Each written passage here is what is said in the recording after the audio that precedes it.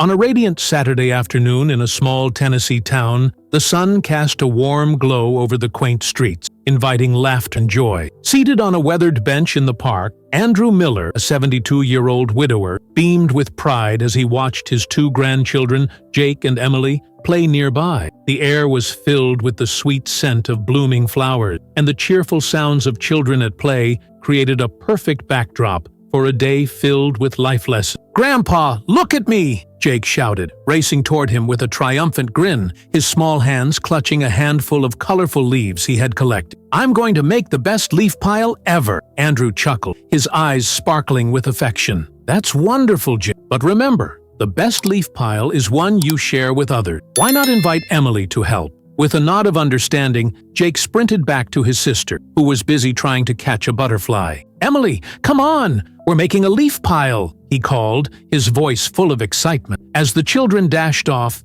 Andrew settled back in his seat, a sense of contentment washing over him. He reflected on the values he held dear: respect, honesty, and compassion. Having lost his wife 3 years prior, he had dedicated himself to nurturing his grandchildren, hoping to instill in them the same warmth he had cherished in his marriage. After a while, the trio decided to head to the local toy store to find a gift for Emily's friend's birthday. As they walked hand in hand, Andrew shared stories from his own childhood, weaving tales of adventure and kindness. "You know, kids, when I was your age, I would save my allowance to buy toys for my friends. It's nice to give something special to someone you care about," he explained, his voice gentle and measured. "Did you have toys like ours, Grandpa?" Emily asked, her eyes wide with curiosity. "Not quite like yours, but we had our own fun," Andrew replied, smiling. "Imagination is the best toy of all." Upon arriving at Darren's toy store, the vibrant displays dazzled the children, who ran ahead, eager to explore. Andrew followed at a leisurely pace, admiring the colorful storefront. Inside, the atmosphere buzzed with the laughter of children and the chatter of parents. However, it was the store manager, Darren, a 35-year-old man with a sharp tongue and an even sharper glare, who would soon disrupt their joyful outing. "Can I help you?" Darren asked, his tone dripping with condescension as he glanced at Andrew, then at the children. "Or are you just here to reminisce about the good old days?" Taken aback by the abruptness, Andrew felt a flicker of discomfort but chose to remain composed. "We're looking for a gift for Emily's friend," he replied, his voice steady. "Do you have any recommendations?" Darren smirked, crossing his arm. "Depends on what you consider a gift. But I guess anything will do for kids today. They're all obsessed with the latest trend, not the classic." Jake and Emily exchanged worried glances, sensing the tension in the air. Andrew, with his characteristic patience, responded, "Sometimes, the classics are what create the best memory. It's all about the thought behind the gift." Darren rolled his eyes, a dismissive wave of his hand indicating he had heard enough. "Sure, if you say so, old man. Just don't expect your grandkids to appreciate anything that doesn't have a flashy commercial." The sting of Darren's words settled in Andrew's chest, but he refused to let it show. "Thank you for your input," he said, maintaining his dignity. "We'll take a look around. If this story moved you, imagine the lives we can touch together. Subscribe now, leave a like, and share this with your family, because everyone deserves to hear stories that warm the heart." With that, Andrew turned away, leading Jake and Emily towards the toy aisle, their excitement dulled by the encounter. He could feel their disappointment, their tiny shoulders slumping as they processed the interaction with the store manager. "Grandpa, why was he so mean?" Emily asked, her voice barely above a whisper. "Some people forget what kindness means," Andrew replied, wrapping an arm around her shoulder. "But it's important for us to always choose kindness, no matter how others may act." Jake nodded, though his brows furrowed in concern. "I don't like him. He was rude." Andrew smiled softly, his heart swelling with pride at their compassion. "You're right, but remember, we can't control how others behave. All we can do is choose how we respond. Let's find that gift for your friend and make it special." As they moved through the store, Andrew's resolve to embody kindness and respect remained unwavering, even in the face of disrespect. He understood that the world could be harsh, but he believed wholeheartedly in the power of empathy and understanding. With Jake and Emily by his side, he hoped to teach them that kindness was a choice, a choice that could create ripples of change, even in the most challenging circumstances. Back in the comfort of his modest home, Andrew Miller settled into his worn leather armchair, the familiar creak of the fabric, a soothing reminder of years gone by. Sunlight filtered through the lace curtains, casting delicate patterns on the floor. He glanced at the drawings his grandchildren had left scattered on the coffee table, their colorful chaos a testament to their creativity and innocence. Taking a deep breath, he retrieved a piece of stationery from a nearby drawer, the crisp paper waiting patiently for his thoughts. As he began to write, Andrew's pen flowed with a mixture of compassion and insight. He reflected on his encounter with Darren, the young man whose sarcasm had cut deep, but whose actions now prompted a moment of introspection. "Dear Darren," he wrote, the words forming a bridge between their worlds. "I hope this letter finds you well." He paused, considering how best to convey his feeling. He continued, "I understand that life can be overwhelming, especially in a world that moves as swiftly as ours does. It's easy to forget the value of respect and kindness." Andrew's heart ached for Darren, a man who, beneath the layers of sarcasm, might be struggling with his own battle. We are all shaped by our experience, and sometimes we forget that patience is a virtue worth holding on to. He penned, pouring sincerity into each line. As he wrote, Andrew's thoughts drifted to his grandchildren, Jake and Emily. He wanted them to understand the importance of empathy, especially in moments of conflict. "I hope you can reflect on this and perhaps find a way to connect with those around you, including my grandchildren. They are bright and full of potential," he noted, a smile creeping onto his face as he imagined their laughter filling the room. "We need more kindness in this world, and I believe it starts with us." Once he finished, he read over the letter, satisfied with the message he hoped to convey. He folded it neatly and placed it in an envelope, addressing it to the toy store. Little did he know, this small act of kindness would set off a chain of events that would ripple through the community. Meanwhile, in the chaos of their living room, Jake stumbled upon the letter while searching for his favorite toy. His curiosity piqued. He opened the envelope and began to read. With each word, he felt a stirring in his chest. "Wow, Grandpa really nailed it!" he exclaimed, his voice tinged with excitement. He called Emily over, who leaned in to listen. "This is amazing! We should share this with everyone," Jake suggested, his mind racing with the possibility. "I bet people would love to hear what he has to say," Emily agreed, her eyes wide with enthusiasm. They both knew their grandfather's wisdom was something special,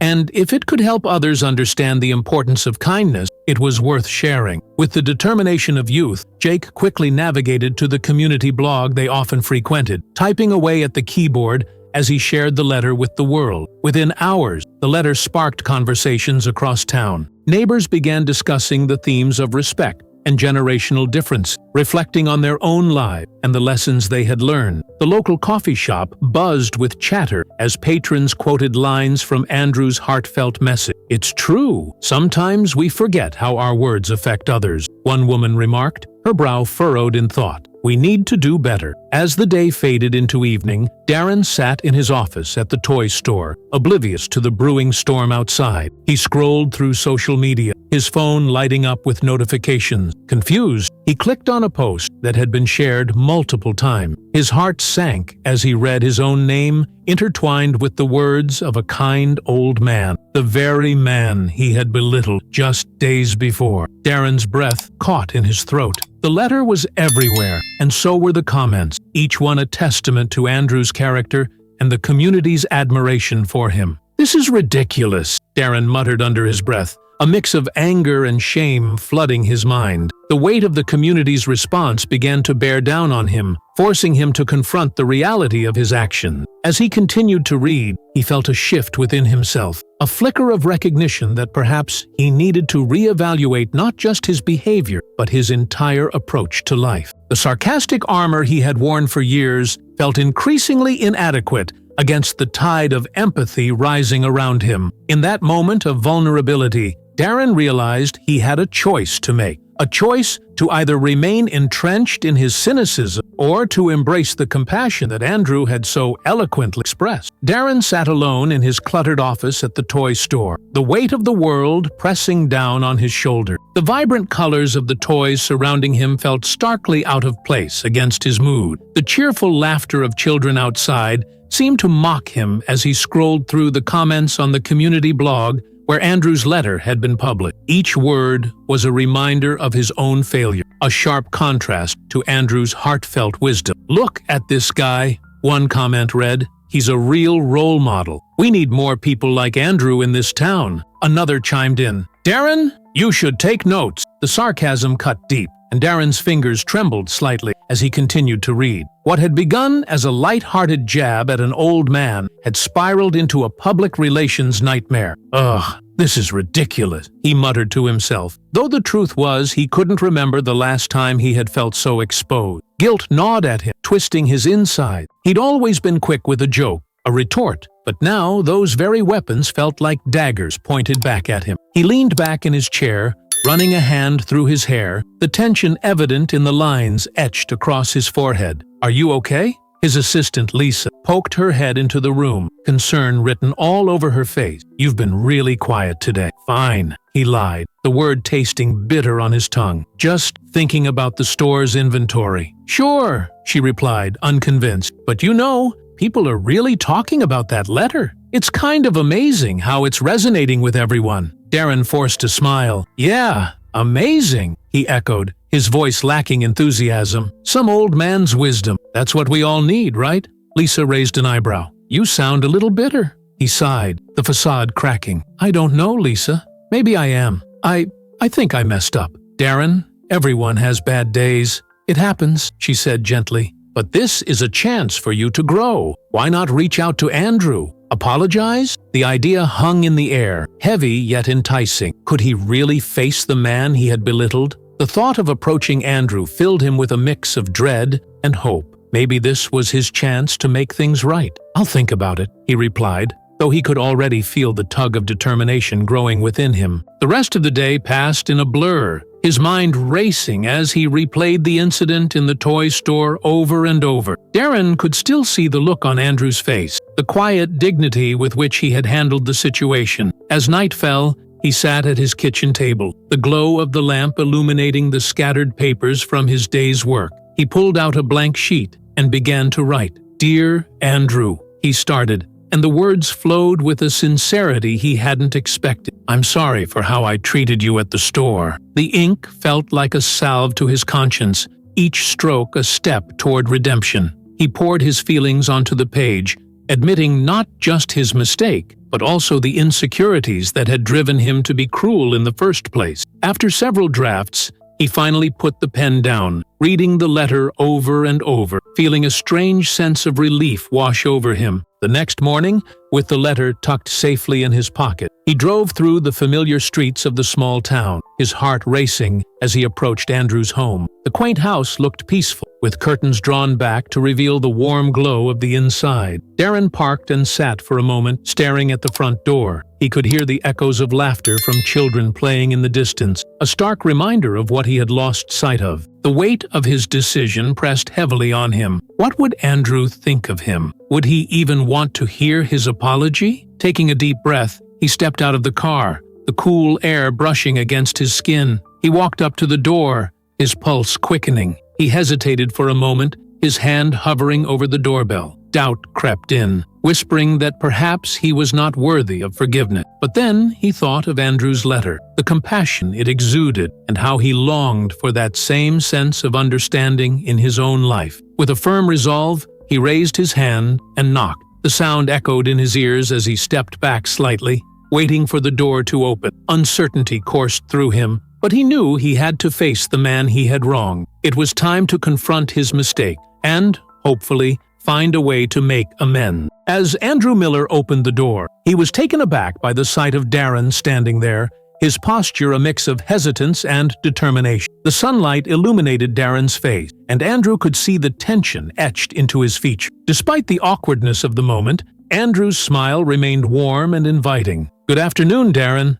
Andrew said, his voice steady and kind. What brings you here? Darren rubbed the back of his neck, a nervous habit. I wanted to talk about the letter. I'm really sorry about how I treated you in the store." His words tumbled out, each laced with sincerity, yet he struggled to meet Andrew's gaze. Help us spread kindness and lessons that matter. Hit the subscribe button, like the video, and send this to your loved ones. One story can change everything. Andrew stepped aside, gesturing for Darren to enter. "Come in. Would you like some coffee? It's freshly brewed." Darren nodded, stepping inside as Andrew led him to the cozy living room, where family photos adorned the walls. Each frame held a memory, reflecting a life filled with love and lesson. Andrew motioned for Darren to take a seat, and as he did, Darren felt the weight of the moment settle around him like a heavy blanket. "Thank you," Darren said, the tremor in his voice betraying his nerves. As Andrew poured the coffee, the aroma filled the room, momentarily easing the tension. Andrew took a seat across from him, his expression calm and inviting. "I appreciate you coming here, Darren," Andrew began, setting his coffee down. "It takes a strong person to admit when they've made a mistake." Darren took a deep breath, his defenses lowering slightly. "I guess I've always thought being sarcastic was just how I cope, you know? But after reading that letter, I realized I've been pushing people away. I don't want to be that person anymore." Andrew leaned forward, his eyes twinkling with understanding. "We all wear masks, Darren. Sometimes we think they protect us, but they can isolate us just as easily. I remember feeling lost after losing my wife. It's easy to retreat into our own worlds." Darren looked up, surprised. "You lost your wife?" There was a softening in his voice, a hint of vulnerability. "Yes," Andrew said, a shadow passing over his face. "It was 15 years ago. The world felt so empty without her. But I learned that sharing my experiences helped me heal. It connected me to others who were suffering too." Darren shifted in his seat, the weight of Andrew's words resonating with him. "I've never really talked about my life beyond the sarcasm. People expect me to be the funny guy, but it's exhausting." He took a sip of his coffee, steeling himself to share more. "I lost my brother a few years back. It hit me harder than I'd like to admit.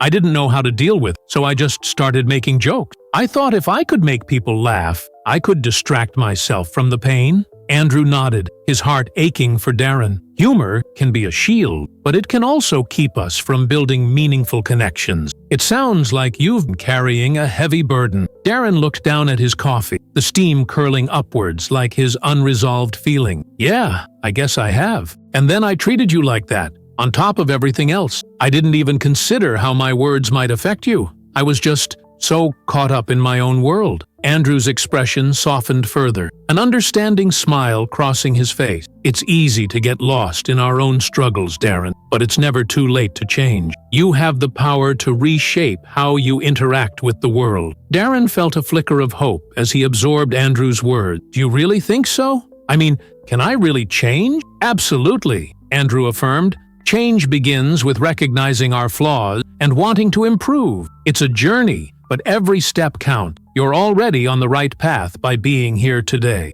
As they sat together, the barriers that had once separated their generations began to dissolve. They explored the differences in their perspective, with Andrew recounting stories of resilience and community from his youth. He spoke of neighbors helping each other during hard times, and how kindness was often the thread that mended their torn lives. Darren listened intently, a newfound respect blossoming within him. "Things seem so different now. Everyone is so connected, yet isolated. I wonder if we've lost that sense of community." Andrew's eyes sparkled with wisdom. "It's true, but it only takes one person to start making a difference. You have a platform with your toy store. You can create an environment that fosters connection and kindness." Darren leaned back, contemplating Andrew's words, feeling a shift within himself. The laughter he once relied upon seemed less appealing now compared to the warmth of genuine connection. As the conversation flowed, both men began to realize that they were not so different after all. Two souls navigating the complexities of life, each with their own struggles and stories to tell. As the conversation deepened, Darren leaned back in his chair, a flicker of vulnerability crossing his features. "You know, Andrew," he began slowly, "I haven't always been like this. There was a time when I actually believed in kindness." He hesitated, his fingers fidgeting with the edge of his sleeve. "But then, I lost my brother. It hit me hard. He was everything to me. We were inseparable, and then, just like that, he was gone. Andrew nodded, his heart aching for the younger man. I'm so sorry to hear that, Darren. It's a pain I know too well. Losing someone close can change everything. Darren's voice trembled slightly as he continued. He died in a car accident. Just one moment he was there, and the next, it was as if the light went out. I remember standing by his grave, feeling this anger bubble inside me. I just couldn't understand why it happened. It felt so unfair. That anger can be a heavy burden. Andrew replied, his tone gentle. But holding on to it can make you lose sight of the joy that still exists in the world. It's a battle, isn't it? Darren looked down, the weight of his past evident in the way his shoulders slumped. I guess I thought, if I pushed everyone away, it wouldn't hurt as much. Sarcasm became my shield. I thought it made me tough, but really, it just made me lonely. Andrew leaned forward, his eyes keen with understanding. It takes strength to be vulnerable, Darren, to let others in, even when you've been hurt. It's a risk, but one worth taking. For a moment, silence enveloped them, filled only by the ticking of the clock on the wall. Darren's mind raced, processing Andrew's words. You make it sound so easy, he mused, a hint of skepticism in his voice. How do you just forgive? How do you move on? Andrew chuckled softly, a warm smile breaking the tension. It's not easy, I assure you. It's a choice I make every day. I lost my wife years ago, and believe me, there were days when I wanted to shut the world out. But I remembered what she taught me, about compassion, about living in the moment. I realized that I could honor her memory by spreading kindness. Darren felt a shift within him,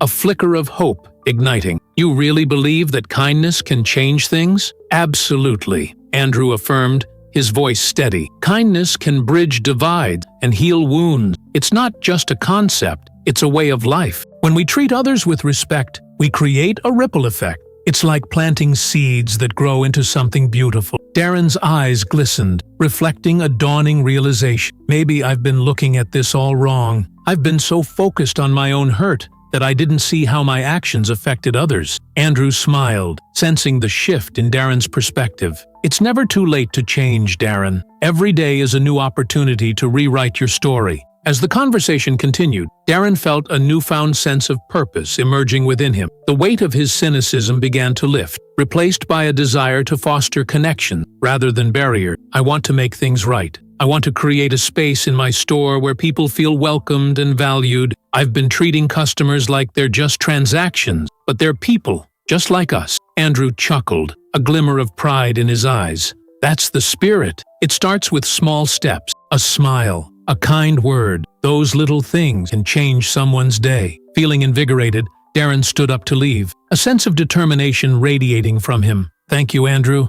I can't tell you how much this means to me. I've been given a second chance to be better. As he walked out the door, Darren turned back, his expression earnest. I'll make sure to treat everyone who walks into that store with respect. It's time for a change. Andrew watched him go, a warm smile on his face. He felt a sense of fulfillment, knowing that his words sparked something profound in Darren. The bond they had forged that day felt like a light at the end of a long tunnel, illuminating the path forward for both of them. A few weeks had passed since Darren's heartfelt conversation with Andrew, and now the small toy store was buzzing with life. Colorful balloons swayed gently from the ceiling, and cheerful music floated through the air, creating an atmosphere of celebration. Darren had organized a community day focused on kindness and inclusivity, hoping to embody the values Andrew had instilled in. He stood at the entrance, greeting families as they arrived. A warm smile spread across his face, a stark contrast to the sarcasm he once wore as armor. Welcome, everyone.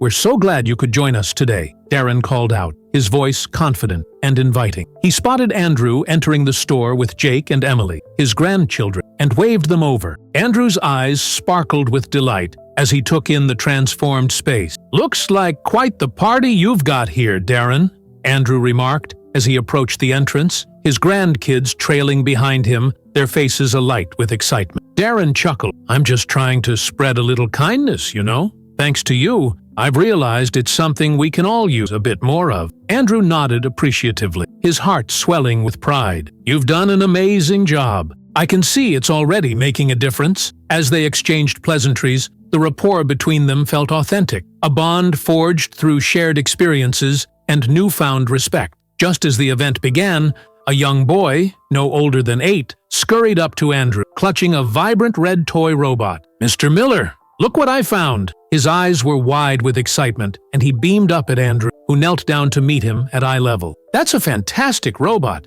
It reminds me of a story I used to tell my grandchildren," Andrew said, his voice warm and nostalgic. It was about a brave little robot who saved the day by helping others. The boy's face lit up. "I love that story. Can you tell it again?" Before Andrew could respond, he felt a presence behind him. Darren had come closer, intrigued by the interaction. "You know, we actually have a whole bunch of toys inspired by stories, just like that one," he added, trying to engage the boy further. "Really?" the boy exclaimed, bouncing on his toes. "Can I see them?" "Of course! We have a special section over here," Darren said, leading the way. Andrew stood and watched them walk off, a smile on his face as he took in the joy of the moment, reminiscing about his own grandchildren. As the event continued, Andrew felt a warmth enveloping him, not just from the celebration, but from the connections forming around him. But just as he was about to grab a cookie from the refreshment table, the boy returned, his eyes now shimmering with something deeper. "Mr. Miller,"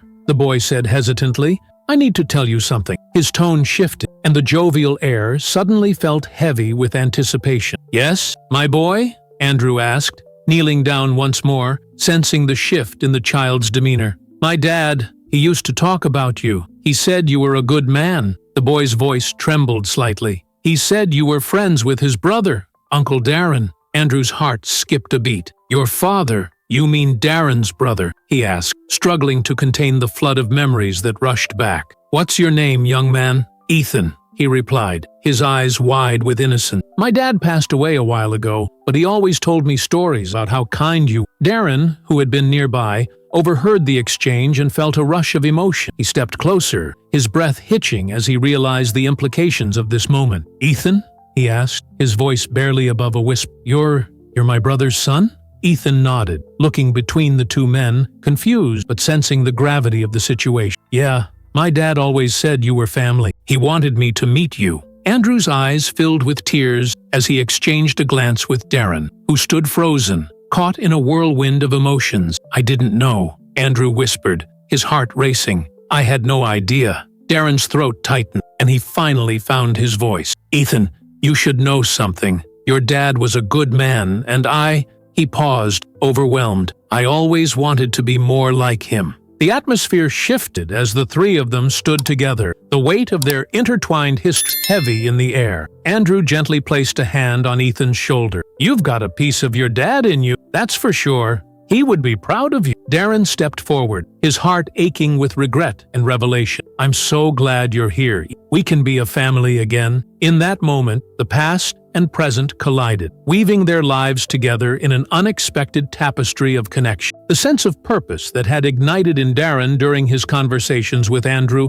now felt like a guiding light, illuminating the path forward for all of them. They stood there, bound not just by blood, but by kindness, empathy, and the understanding that life, with all its complexities, had a way of bringing people together when they needed it most. If this story touched your heart, imagine the powerful lessons waiting for you in our playlist. Click now and dive into stories that will inspire, move, and teach unforgettable values.